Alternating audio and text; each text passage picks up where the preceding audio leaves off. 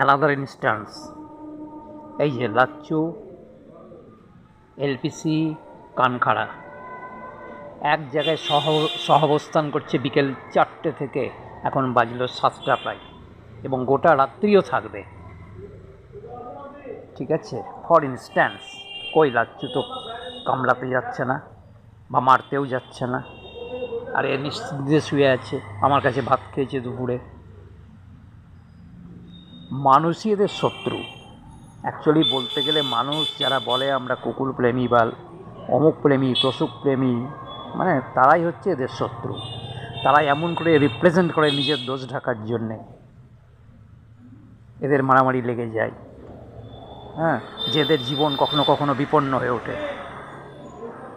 সত্যি বলছি, ভগবানের পায়ে দিব্যি রেখে, যে আমি যে 4জনকে খাওয়াই কখনো এদের মারামারি হয় না। আমি যখন ওদিকে গিয়েও খাওয়াই কিছু কুকুরকে, মারামারি হয় না।